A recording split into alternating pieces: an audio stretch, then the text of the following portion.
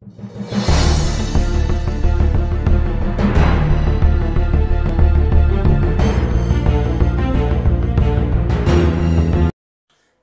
afternoon, keepers of the cash. Gary B, the Casual Comic Guy here. We're here with another Savage Saturday comic review, this time number 50. Yes, we're 50 episodes in, and I thought we'd go back 50 episodes in. Let's go back 50 years, all right?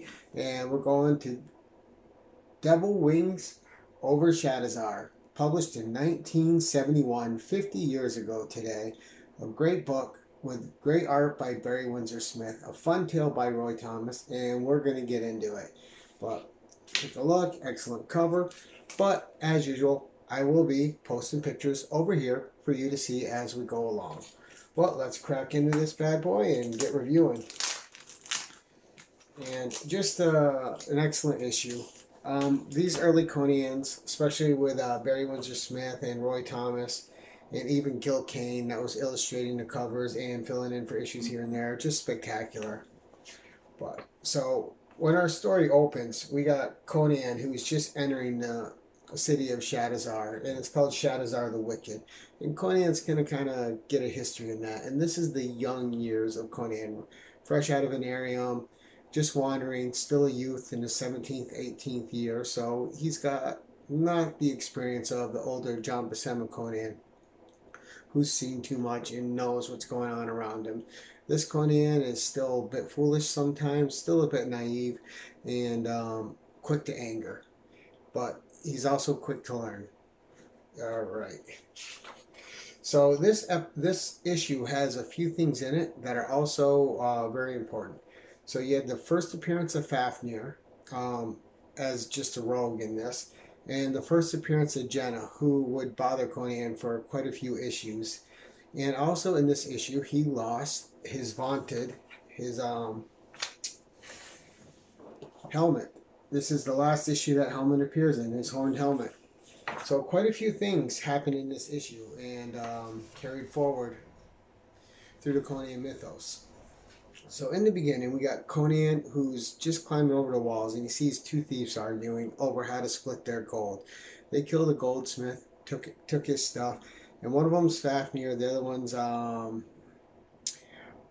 some, I can't remember the guy. He calls him Black Rat, but they one of them subdued the blacksmith, the other one stabbed him, and they made off with the golden treasures.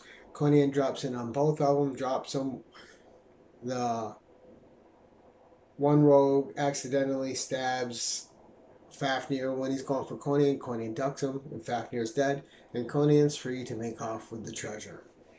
And the first place Conan goes is to a bar. He's to a pub. He's going to get some drink and some meat, and he's going to fill up.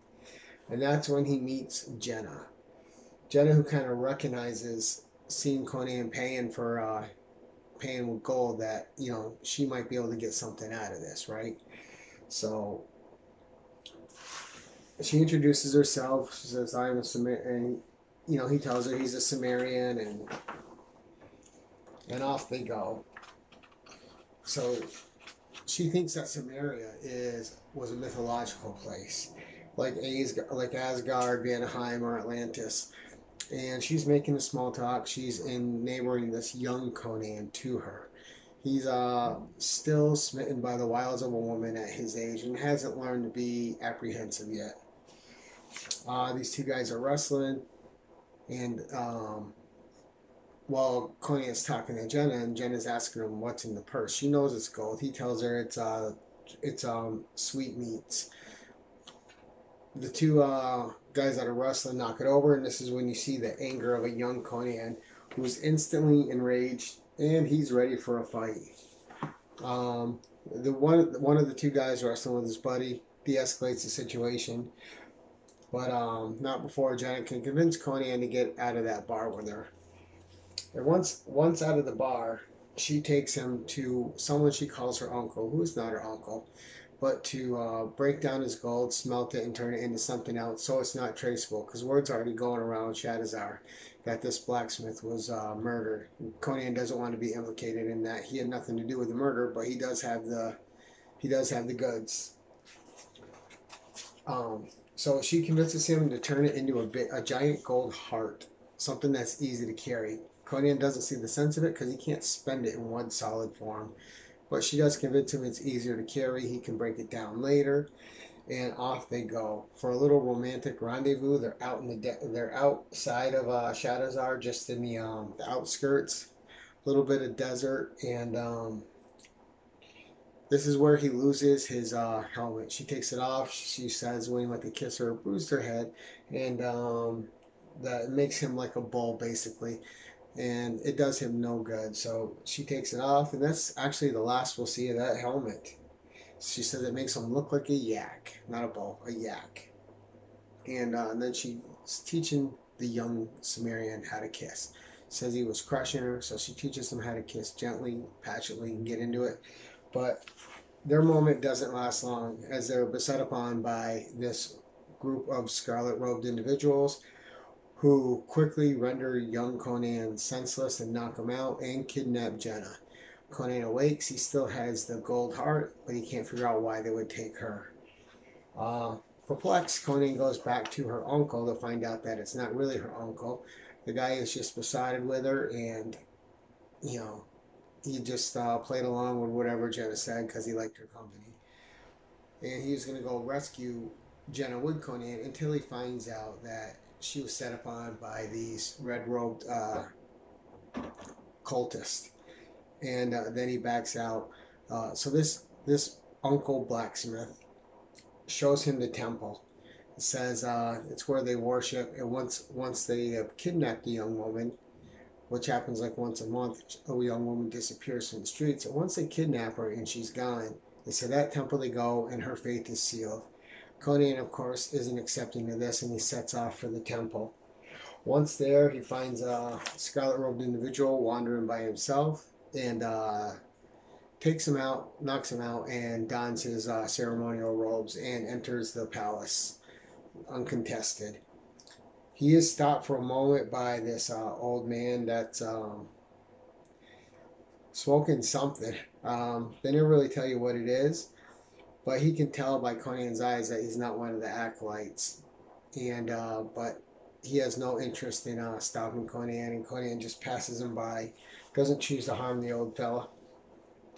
But once up there, Conan's seeing the ceremony, and it's mostly in black. And whatever's gone on with the acolytes' eyes, they can see in this darkness, but Conan cannot.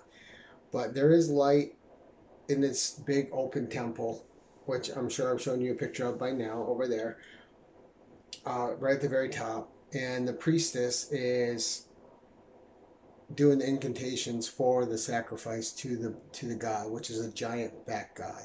And this is supposed to appease it and keep them in the god's good graces for yet another month. But Jenna's on the table and she's screaming, and as soon as she starts screaming, that's Conan's call to action. He jumps up, but he can't really see in the shadows where he is, and he's set upon by all the acolytes there, and they're kind of holding him back until Jenna really feels like she's in danger.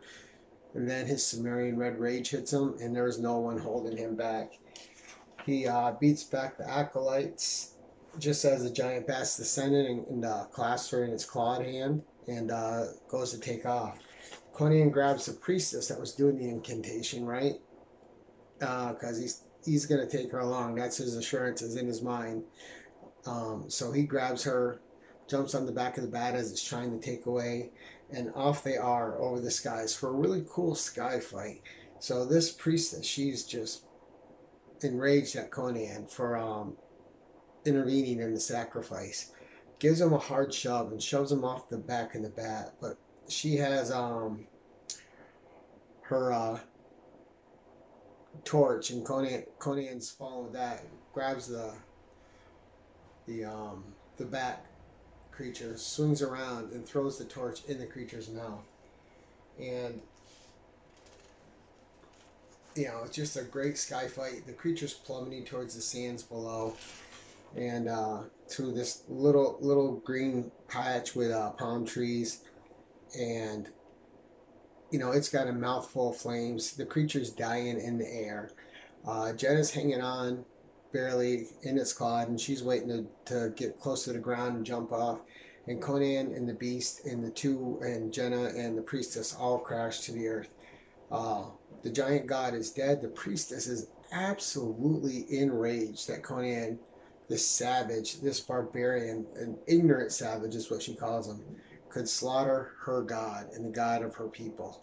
And she pulls out a knife to stab the unconscious Conan when Jenna hits her from behind with the torch and the iron handle it's got, and she kills the woman on the spot. Conan is still gaining consciousness, calls out Jenna's name. She assures him that he's safe, tells him to sleep. Conan wanders to sleep as Jenna's kissing him, and when he wakes up, he is without his gold, but he does have his life, and that is the first deception you see of Jenna.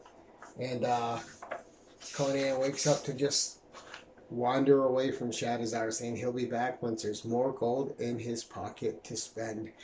And this is a fun issue. Not only do you get a great fight with Conan and this Bat God, you see Conan learning some hard lessons from the people around him and about who to trust and when to get involved in something and when not to, and just lessons that are going to serve him later in life, especially once he becomes king and once he becomes a war general, and just a lot of good stuff in this issue. This issue is a ton of fun. Roy Thomas keeps the plot rolling along. He keeps the characters interesting, and you can see our young barbarian, who is still 17, 18 years old, starting to learn his way through this world and what he can expect from it. So overall, we're going to give the cover an A+. The interior art's obviously an A+. Nobody packs the amount of detail in a panel like Barry Windsor Smith does. So absolutely amazing detail. And the story and the conclusion by Roy Thomas are both A+ in my opinion. Not only do you get 2 first appearances, you get a fitting conclusion and a barbarian that didn't really get what he wanted in the end, but he did learn some lessons. But great issue overall. And that's it for this week. This was Savage Saturday Comic Review number 50. I hope you guys enjoyed it. Let me know what you think in the comments below. And until next time, keep it casual.